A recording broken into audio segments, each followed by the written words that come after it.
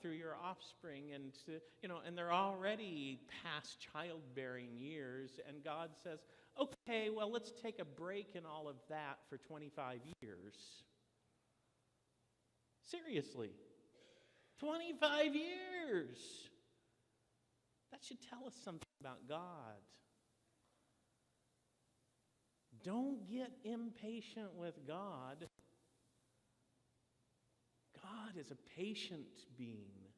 God expects God thinks of things in a much longer term than we do. And one of the marks of a follower, a true close follower of God, is someone who practices long obedience in the same direction, and doesn't get impatient, doesn't get all worked up because something hasn't happened yet. And so sometimes I get really frustrated at people who say, well, but we've been arguing about this for this many years, and so we got to go do this and we got to do that and everything. That's not God's way. That's human way. And then I equally get upset at the people who will say, well, been there, done that. We had our turn. Now it's time for the younger people to do it. I know no one in this congregation would ever say that, although Brenda told me that she got that a lot for VBS, but surely she wasn't asking people in our congregation. Because if you go through the story of the Bible, God's all the time calling people who are too old to do whatever God wants them to do. Moses, Abraham, Zechariah, Elizabeth. Over and over, there's that kind of a theme. It's almost like God thinks you don't have enough sense to do much for him until you turn 80. You're kind of like a child until you turn 80, and then God will turn you loose to do something major for his kingdom. And that's kind of what he does with Abraham. And so Abram, he was called Abram at that time, and Sarah, they go, and eventually their names are changed, and there's a bit of drama that goes on with that. We don't have time for the drama today, but eventually Abraham has two sons. Now, Sarah has one because of some of that drama. So they end up with Ishmael and Isaac. And Ishmael is not the son that God intended for them to have. Isaac is. And so the story continues with Isaac, this rescue story to rescue community. And of course, one of the things we find as we go through this story is that the family God chose to start this rescue story, this rescue operation, they're just as messed up as your family is. They're just as beautiful as your family too, but they're just as messed up. They look a great deal like your family, with the interpersonal squabbles and the jealousies and the sometimes unfaithfulness and something, just all kinds of things go on. Well, then things get going with Isaac. He has two sons. Esau, the firstborn, he's the eldest by a few seconds, and Jacob. And Jacob is called Jacob for a good reason. The word Jacob is heel grabber. It also can be used in terms of a supplanter, a deceiver, someone who manipulates others to get their way. And that's an appropriate name for Jacob. Jacob lies his way into getting the birthright of the firstborn. Well, actually, he doesn't. He manipulates his way there. It's not a lot of lying there. He lies his way into getting the blessing of the firstborn. In fact, we know God today from this part of the story as the God of Abraham, Isaac, and Jacob. And get this. Jacob lied and cheated his way into that. The reason why it's the God of Abraham, Isaac, and Jacob is because Jacob is a deceiver, a cheat, a swindler. Does that sound like something that you would expect to go along with this massive story about the creator of the universe? But it is. It is the story.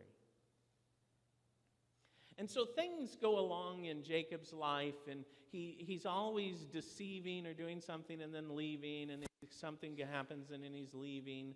And so he's left his father-in-law's house. He has quite a bit of wealth as he's accumulated, and he has his wives with him, and they're headed back home to the family compound. And of course, there's this anxiety in Jacob because of Esau and the way he had treated Esau when he was younger.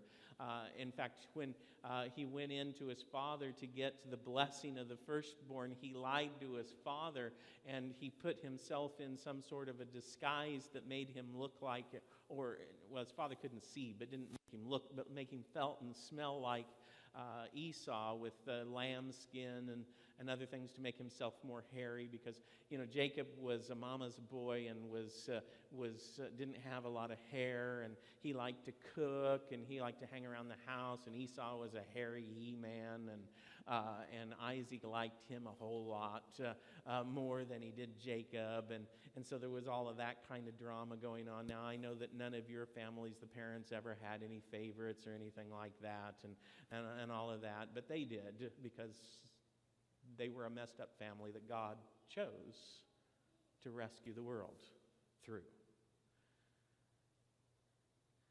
And so he had lied, and he told his father that he was Esau and got the blessing. And so he's going back to Esau, back to the compound, and he knows he's going to get to see Esau, and he's very anxious about that. In fact, he's told that Esau's coming to meet him. So Esau's found out that he's coming, and he's told that Esau is coming to meet him. And this makes him nervous, especially because Esau has lots of armed people with him. And so he says, oh great, they're just going to slaughter us. They're going to kill us. And so he divides up his people and his flocks into different groups and sends them on, and sends some on to Esau with gifts and all of this other stuff. And he eventually ends up by himself. And in Genesis chapter 32, we even read that Jacob was left alone, and a man wrestled with him until daybreak. So Jacob's here all alone, and some dude shows up in the middle of the night and picks a fight. But it becomes clear that as they wrestle, that this isn't any normal human that Jacob is wrestling with. That Jacob is wrestling with God, God's self. Weird story, the Bible's full of them. And so God in human form is wrestling with Jacob through the night, and Jacob refuses to give up. He wrestles and he wrestles and he wrestles with God, and the man who is God is trying to throw him off, and Jacob won't let go, and he says, let me go, and he won't let him go, and he won't let him go, and he says, I won't let you go until I receive a blessing from you. And so near daybreak, the man says, what's your name? What's your name? And he says, Jacob. It's a confession. The last time he's asked, what's your name? He said, Esau. But he's given up on all of that. He's broken. And he says, Jacob, heel grabber, supplanter, deceiver. And the man says, your name shall no longer be Jacob, for you have wrestled with God and with men and have prevailed. And so he names him Israel, and Israel just means wrestles with God. And this becomes the normal name for the people of God, Israel, those who wrestle with God, those who hang on to God and refuse to let go of God, no matter what the turmoil, no matter what the things are that are going on, no matter how they don't understand God or any of that, they hold on to God and refuse to let go. They are the ones who wrestle with God. Over the time period, then after this, Jacob has 12 sons, and they all end up down in Egypt, and they fall into slavery in Egypt, and then Moses is born. You have Moses in the in the little ark, and he's raised, and he's going to take the people out of Israel, and that's all a very important story, but that's all we need to know about it today. And they get to a place, a mountain, where God speaks to them and God talks to them about the way that they'll live together in community with God and with each other. And one of the things that God says to them is, you will remember that you were a slave in the land of Egypt, and the Lord your God brought you out of there by a mighty hand and an outstretched arm, and therefore the Lord your God commanded you to celebrate the Sabbath day. This is in terms of the laws that God gave. It's in Deuteronomy chapter 5, verse 15, and it could be on the screen. And so he says, you're going to live this way, and one of the ways that you're going to do that is by remembering that you had been enslaved in Egypt. Slavery changes the psyche of people. If you have your freedom taken away, it completely changes the way you think. And not just the individuals, but the entire community changes the way that they think. Slavery isn't something that just goes away because suddenly people are free. It actually alters the culture of a people. That's one of the reasons why someone like me, who's a white guy from Missouri and Kansas, sometimes I have problems understanding some of the race relation kinds of things that go on in the United States, because I've never actually experienced slavery and the way that it alters the consciousness of a people. I don't have to check the rearview mirror at night when I'm driving home to make sure police aren't following me. I wouldn't have to worry about a family member being out after dark in some neighborhood or something because someone might stop them and harm them. These are things that black people in our culture live with all the time. And as white people, sometimes we think, wait a minute, that's not the way the world works. But it is the way the world works for them. I was in a car with someone once, black guy. We were celebrating because after 3 months of swim lessons, I got him off the side of the pool to stand in the shallow end of the pool. 3 months. So we went out to celebrate and had dinner. And he was driving me home, and a police officer stopped us to make sure I was okay and he hadn't assaulted me and kidnapped me.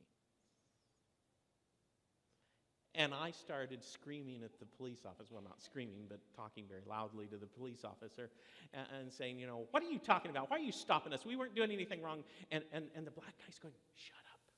Just shut up. And he kept his hands there. Don't say anything. Just shut up. I don't think that way, because that's not my reality. But for enslaved people, even if it was enslavement a century ago or more, that still is their world. And so God wanted to remind these people that they had been enslaved, and that should change the way that they react and the compassion with which they have with other people. And it didn't work. Jesus brings this whole thing back up again later in Matthew, the Gospel of Matthew. It's recorded in chapter 7, verse 12. In everything, therefore, treat people the same way you want them to treat you, for this is the law and the prophets. And it's that kind of a mentality. You were enslaved. You know what it feels like to be oppressed and to be ostracized from your community and to not have the freedom or the abilities or the opportunities to do something. And so you need to remember that in the way that you deal with other people. And quite frankly, this summarizes the law and the prophets. Another way that Jesus summarized the law and the prophets is back to the theme that I'm picking up out of the story of the Bible, that God created us for community. Community with God and community with others. And so Jesus says, love God with all of your being and love others as you love yourself. And later he says, love others as I've loved you, which is with a sacrificial love. It's the same thing.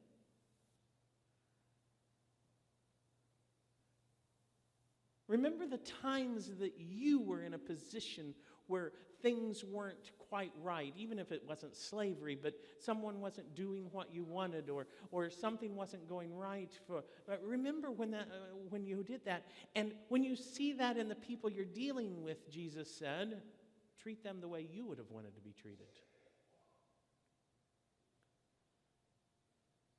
And Israel didn't do this well at all. In fact, in terms of wrestling with God, in terms of holding on to God, God gives them the 10 Commandments, and Moses is up on a mountain, and there they are at the bottom of the mountain, and there's lightning and flashing thunders and clouds and earthquakes and all of this. And 40 days, Moses comes down, and they're having an orgiastic kind of festival around a golden cow that they've had smelted and molded and set up on a pedestal so that they could worship it. So that means that they didn't hold fast to God for even 40 days. They didn't hold fast to God probably for 15 days or 10 days, because it takes some time to gather all of that gold and melt it down and to craft a mold, which probably meant someone had to sculpt something and then form something around it to make that mold, to pour all of that gold in, and then they had to fashion it and put it on some sort of a pedestal, and then they had to get maybe just the festival might have been something to spur the moment, but there was a lot of work that went into doing what they did. They didn't hold fast to God for even weeks. Some wrestlers don't live up to their namesake for a month. And it continues to get worse and worse and worse and worse. They don't live in community with each other. They don't remember that they were slaves. They don't remember that God is the God who rescued them out of slavery. They don't remember any of this. They don't live in community with God. They live in brokenness with each other and with their God, and they worship this God and that God and the other God. And God sends them prophets who call them back and call them back and call them back to this. And they say, well, but we do the religious rituals. Jeremiah got mad at him because they'd go out and live however they want, and then they'd come into the temple. You can read it in Jeremiah chapter 7. They come into the temple, and Jeremiah is standing at the temple gates, the entrance to the temple. He's going, why are you even bothering? I mean, imagine this in terms of a church. And God giving a prophet or the preacher standing out there at the door saying, oh, why are you even bothering coming? You live however you want, and then you come into my space, and you stay here in my space in the temple just long enough to feel like you've been cleansed and everything's okay, and you go, oh, the temple, oh, the temple, oh, the temple. I mean, that's really what he says that they say. And then they go back out into the real world, and they live however they want to live. He says, what you've done is you've turned this into a den for thieves, a den of robbers, or a hideout for robbers. How criminals go out into the world and they commit their crimes, and then they go to a hideout until the heat's off and no one's looking for them anymore. That's the way they were treating the things of God, the rituals of God, the sacrifices of God that God had given them, the laws of God. They were using them to do whatever they want and then run into the temple and run into the things that God had given them until they felt like that the heat was off and God wasn't going to judge them. And then they go right back out and do the same thing. And I know there are no Christians who do that today, who live however they want and then come to church and think, oh, well, it's okay, and then on Monday they live however they want. Boy, as things change, they just stay the same, don't they?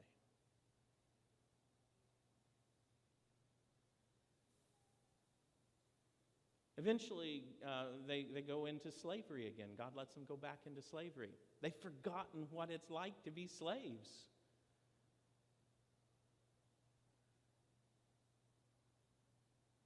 And so God puts them back and allows them to go into slavery. And they come out of slavery and they're still not really changed.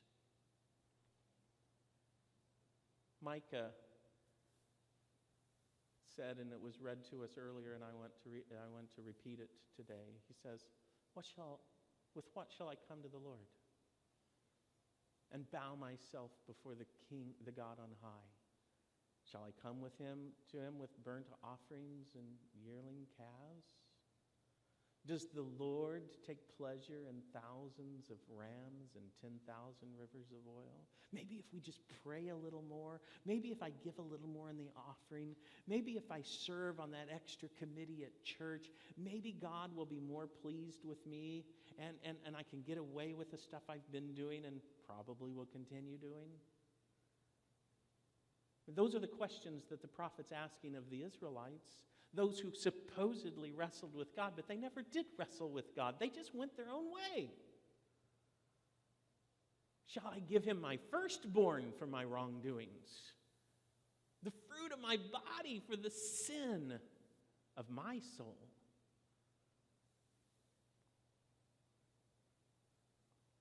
He has told you, mortal one, what is good. And what does the Lord require of you? But to do justice, love kindness, to walk humbly before your God. It's the same story. God's rescue operation was intended to restore community between humans and God and humans with humans.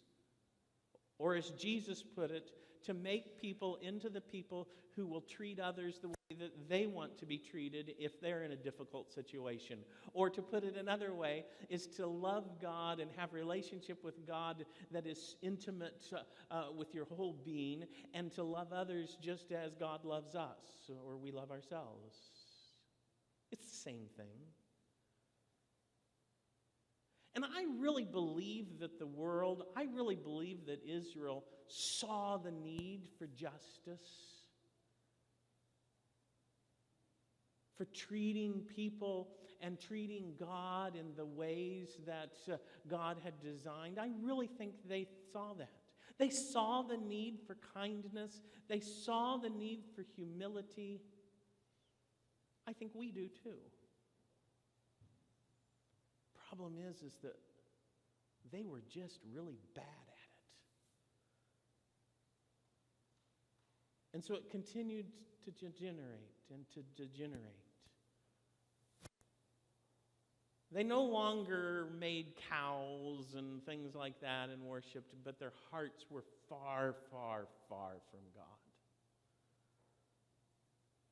So they had an outward form by the time that we get to the end of this chapter.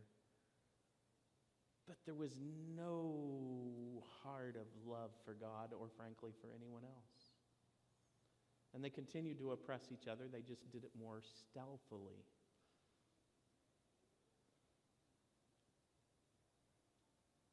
And so it appears that God's rescue operation was a failure. Until one day, in a backwater community, an unwed teenage girl gets pregnant